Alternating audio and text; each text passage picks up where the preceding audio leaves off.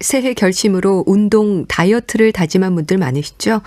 평생 다이어트라는 말이 있을 정도로 힘들게 다이어트를 이어가는 분들도 있고 운동을 실천하는 데 있어서 결심만 하는 분들도 있습니다.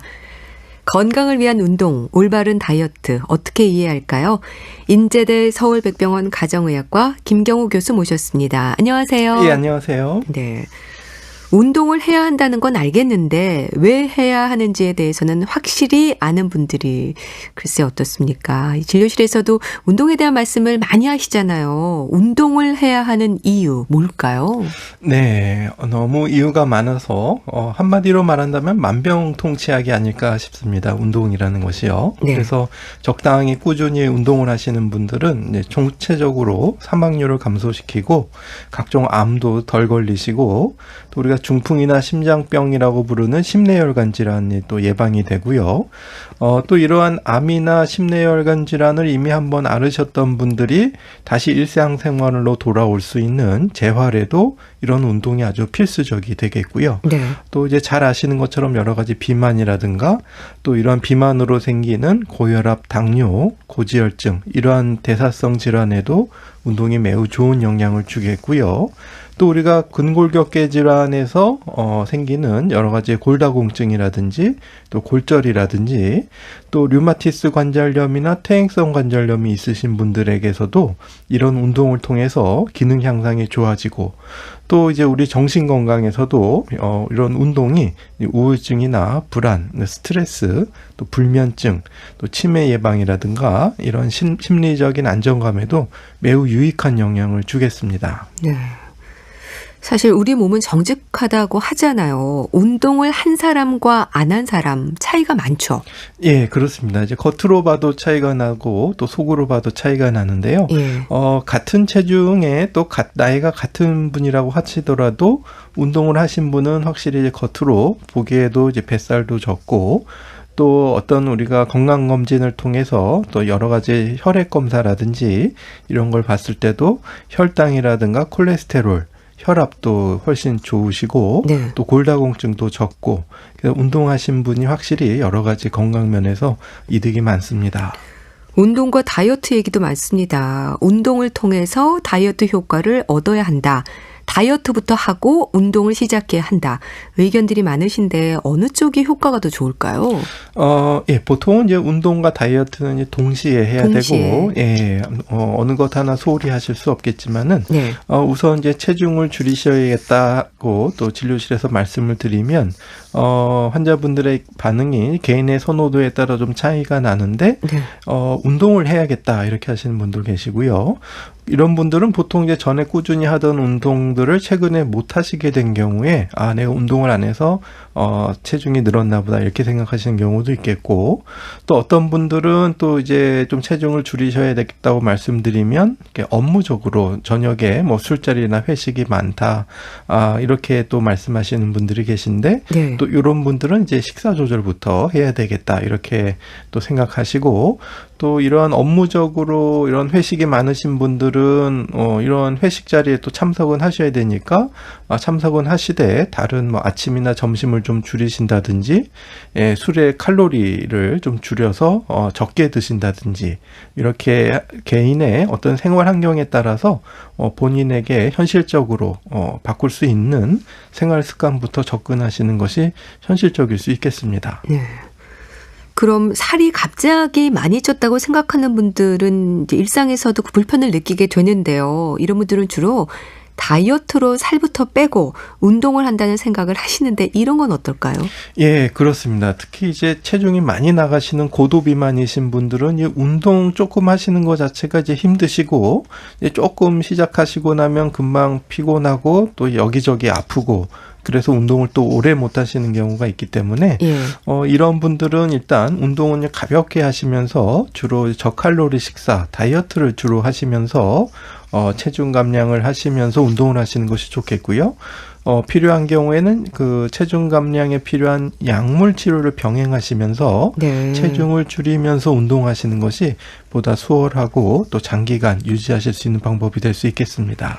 근데 운동이라고 하면 일단 많은 분들이 좀 힘들다는 생각부터 합니다. 그런데 맞춤식 운동이라는 말이 있는 것처럼 자신의 건강 상태에 맞는 운동이라는 게 있을 것 같은데요. 종류나 강도에서도 분명 차이가 있겠죠. 예, 그렇습니다. 매우 중요한데요. 이건 어디까지나 운동은 자기 체력 수준에 따라서 적은 강도부터 점점점 늘려야 되기 때문에 처음부터 너무 강한 강도로 운동하시면 절대로 안 되시겠고요. 예. 또 운동하다 다치시거나 어떤 손상이 생겨서는 안 되기 때문에 또 안전한 운동을 종류를 선택하셔야 되겠습니다. 그래서 우리가 보통 권고되기로는 일주일에 150분 이상 매일 운동하는 걸로 치면 30분씩 거의 매일 걷기 정도 하시는 것이 좋겠고요. 매일 30분 정도. 걷기를 매일 하시는 것이 좋겠고요. 예, 걷기를. 네. 이런 걷기는 30분을 몰아서 하셔도 좋지만 이제 10분씩 나눠서 시행하셔도 유익할 수 있기 때문에 네. 30분 걷는 게 너무 힘들다 하시는 분들은 이제 10분씩 걸으셔도 충분히 유익하시겠고요. 또 다만 이렇게 운동을 좀 과격하게 하시다가 숨어있는 심내혈관 질환이 또 운동 중에 나타날 수 있기 때문에 운동을 하시기 전에 이상 증상이 있는지 또 주치의 선생님하고 상의를 해보셔야 되는데 특히 조금 더 격렬한 고강도 운동을 계획하고 있는 분이라고 한다면 더욱 철저한 확인이 좀 필요하겠고요. 네. 또 야외에서 운동하시는 경우에 이제 꽃가루에 민감하신 어떤 천식 환자분들이 있다든지 아니면 또 요즘같이 이게 추운 날씨에는 갑자기 이제 찬 공기에 노출됐을 때 천식이 갑자기 유발된다던가 아니면은 혈관 수축이 되면서 심근경색이나 뇌혈관 질환이 생길 수가 있기 때문에 네. 실내에서 이제 충분히 준비 운동을 하고 또 외부 상황에 맞춰서 운동 종류를 선택하시는 것이 필요하겠습니다. 근데 운동을 부담스러워하는 분들 중에는 관절염으로 고생하는 분들도 참 많으신데요. 이 관절염 환자들에게도 운동이 필요하긴 한가요? 예, 매우 필요한데요. 특히 이제 류마티스 관절염이나 퇴행성 관절염 같이 관절의 통증이나 염증이 있으신 분들은 이러한 이런 운동이 그 관절 기능의 향상에 매우 도움이 되는데 네. 특히 이제 운동 범위를 넓혀주는 관절 가동 범위 운동 같은 것들이 이제 도움이 되겠고요.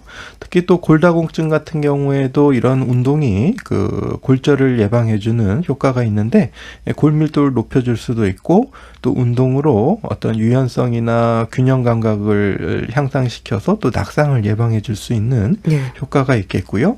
또 이런 관절 질환뿐만 아니라 여러 가지 여기저기 뭉치는 근막 통증이 있다든지 또 아니면 허리가 아프시다 또 어깨가 결린다 이러신 분들도 이러한 꾸준한 운동과 스트레칭이 매우 도움이 많이 되시겠습니다. 그럼 관절염 환자들에게 권장되는 운동, 또 피해야 하는 운동, 구분해서 이해할 필요가 있을 것 같은데 어떻게 구분을 할까요? 네, 우선 권장되는 운동은 이제 유연성을 좀 키워줄 수 있는 스트레칭이라든지 이제 전신 근육에 대한 스트레칭을 하신다든지 아니면은 장단지나 대퇴부, 아니면 허벅지 근육, 또 허리, 또 이러한 어깨 근육 같은 경우에 스트레칭이 좀 더 도움이 되시겠고요. 네. 특히 이제 허리가 아프신 분들은 이제 허리 주변의 근육 그리고 우리 대퇴부 근육 같은 데 스트레칭이 허리의 유연성을 키워주는데 매우 도움이 되시겠고요. 좀 피하셔야 되는 운동은 아무래도 이제 고충격 운동, 그러니까 발바닥이나 어떤 신체 부위가 닿을 때 이제 충격이 많이 발생하는 달리기라든가 점핑을 한다든지 아니면 경쟁하는 스포츠 같은 것들은 고충격 운동으로 손상을 줄 수 있기 때문에 네. 좀 피하시는 것이 좋겠습니다. 또 당뇨병을 비롯해서 고혈압이나 심장 질환으로 관리 중인 분들의 경우에는 어떨까요? 이런 경우에 또 삼가야 하는 운동이 있을 것 같은데요.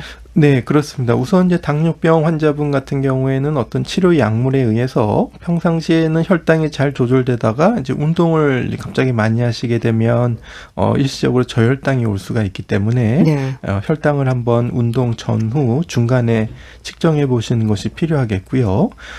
그리고 이제 고혈압 환자 같은 경우에는 또 이제 이렇게 갑자기 근력 운동을 할 때 이제 힘을 많이 주는데 우리가 숨을 참고 너무 많은 힘을 주게 되면은 상대적으로 혈압이 증가하기 때문에 이제 네. 과도한 근력 운동은 피하시는 것이 좋지만 하지만 고혈압 환자분들에게도 적절한 무게로 이제 운동을 하시고 또 이제 운동하실 때 이렇게 너무 숨을 참으면서 힘을 주지 말고 자연스럽게 숨 쉴 수 있는 정도의 그런 운동이 좋겠고요.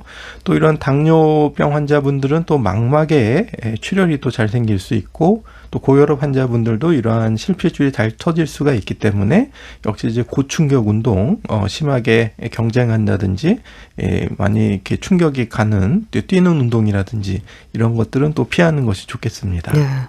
그래서 걷기 운동이 좋다고들 하는데 걷기에 있어서 속도라든지 보폭 같은 부분들이 중요할 것 같아요. 네, 그렇습니다. 걷기도 이제 걷기 속도라든지 보폭에 따라서 이제 운동량이나 강도가 차이가 많이 나겠는데요. 네. 이제 걷기 하실 때는 평상시보다 약간 빠르게 또 약간 넓게 보폭을 하시는 것이 좋지만, 또 너무 무리하게 빠른 속도나 또 골반이 너무 흔들릴 정도로 무리한 보폭을 취하시게 되면 또 걷기에 이제 올바른 자세에 또 방해가 됐을 수가 있겠고, 또 이러한 너무 지나친 속보는 오히려 이제 심장이나 혈관 질환이 있으신 분들은 오히려 더 독이 되실 수가 있겠고, 네. 또 무릎이나 또 발, 허리 이런 관절에 무리가 될 수가 있기 때문에 올바른 자세를 취할 수가 있고, 약간 숨찬 정도의 그 정도의 어떤 속도라든지 보폭을 취하시는 것이 좋겠습니다. 네, 알겠습니다. 자, 건강을 위한 운동에 대한 말씀을 듣고 있는데요. 이제 리포터 동현 씨가 취재한 내용 들어보시죠. 올해는 정말 운동을 열심히 하려고 마음 먹었거든요.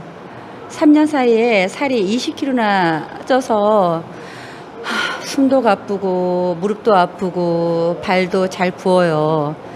그래서 보는 사람마다 왜 이렇게 살이 쪘냐고 하는데, 저는 갑상선에도 이상이 없고 별다른 문제가 없거든요.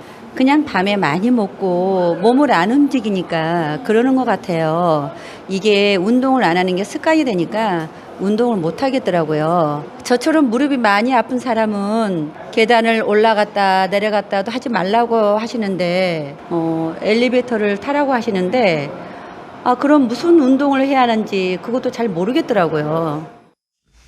3년 사이 20kg 가까이 체중이 늘었다. 급격히 체중이 좀 늘었는데 이렇게 체중에 대한 고민으로 진료실을 찾는 분들도 많으실 것 같아요. 예, 종종 계십니다. 그래서 이제 갑자기 체중이 많이 늘었다고 하시게 되면 우선 체중을 늘게 하는 질병이 생기진 않았나 살펴보는 것이 필요하겠고요. 네. 또 이제 주로 생활 환경 변화와 또 관련된 요인도 많은데요. 이제 남자분들 같은 경우에는 이제 군복무를 하시다가 제대하시고 이제 생활 환경이 이제 직장에서 이제 사무실 생활을 오래 하시면서 운동량이 줄고 또 술자리나 회식이 많아지면서 이제 갑자기 또 체중이 많이 느시는 경우가 있겠고, 네. 또 여성분들도 이제 결혼하시면서 식습관, 운동 습관에 변화가 오시거나 또 임신, 출산, 또 육아를 하시면서 체중이 많이 느시는 경우도 있겠고, 또 50세 지나서 이제 폐경기가 지나시면서 또 다시 체중이 또 많이 느시는 경우가 있어서 이러한 어떤 생활 환경의 변화도 살펴보시는 것이 필요하겠습니다. 이분은 갑상선 질환을 의심했는데 이상이 없었다고 하네요. 갑상선에 문제가 있어도 살이 찔 수 있긴 하죠. 예, 그렇습니다. 그래서 갑자기 체중이 늘었다고 하게 되면 내분비 질환, 특히 이제 갑상선 질환을 의심해 봐야 되는데, 예. 갑상선 기능 저하증 같은 경우에 이제 체중 증가가 되면서 피로감이라든지 또 기억력 감퇴, 또 추위를 잘 느끼고 집중력이 떨어지는 이러한 전반적으로 대사가 떨어지는 증상이 같이 동반되는지 확인하고 기능 검사를 해볼 수가 있겠는데요. 그렇다고 해서 이제 갑상선 기능 항진증, 갑상선 호르몬이 과다가 되면 역시 반대로 체중 감소가 생기지만은 혈압이 올라가고 가슴이 두근거린다든지 또 더위를 못 참고 또 뭐 신경이 예민해진다든지 이러한 또 부작용이 있기 때문에 네. 갑상선 호르몬은 이제 적정한 수치로 유지하시는 것이 좋겠고요. 또 이제 갑상선 이외에도 이제 쿠싱 증후군이라고 해서 코티졸이라고 하는 이제 부신피질 호르몬이 너무 지나치게 과다하게 분비되는 경우에도 이렇게 갑작스러운 체중 증가가 있을 수 있겠습니다. 네. 무릎도 아프고 발도 붓고 숨도 가쁘고 힘드실 텐데 이분에게 필요한 운동 어떤 게 있을까요? 네, 우선 말씀하신 것처럼 저충격 운동, 그러니까 여러 가지 무릎이나 발에 충격이 좀 덜 가는 운동이 좋겠는데요. 저충격 운동. 그렇습니다. 네, 충격이 덜 가는 운동은 아무래도 수중 운동이라든지 또 걷기나 뭐 자전거 타기, 뭐 노젓기, 또 아니면 국민체조나 춤, 뭐 이런 운동 등이 좀 비교적 충격이 덜 갈 텐데요. 네. 이제 수중 운동 하게 되면은 이제 수영을 굳이 안 하시더라도 물 속에서 걷기 같은 것이 도움이 되겠는데, 겨울철에 아무래도 수영장이 좀 춥다든지 주변에 수영장이 없으시면 이제 대중탕 같은 데서 이제 약간 따뜻한 뭐 온탕 같은 데서 팔다리 운동 같은 것을 해보실 수 있겠고요. 네. 또 걷기 운동 같은 경우에도 좀 길이 미끄럽고 추워서 또 밖에 나가시기 어려운 경우에는 이제 실내에서 뭐 제자리 걷기를 하신다던가 체조를 하신다던가 이러한 방법이 있겠고, 또 자전거를 못 하시는 분들이나 자전거로 인한 여러 가지 사고가 좀 걱정되시는 분들은 고정식 자전거 타기 같은 것들을 저충격 운동으로 해보실 수 있겠습니다. 네, 알겠습니다. 말씀 잘 들었습니다. 건강정보 예스오그노 건강을 위한 운동 올바른 다이어트에 대해서 알아봤는데요. 인제대 서울백병원 가정의학과 김경우 교수와 함께했습니다. 감사합니다. 네, 감사합니다.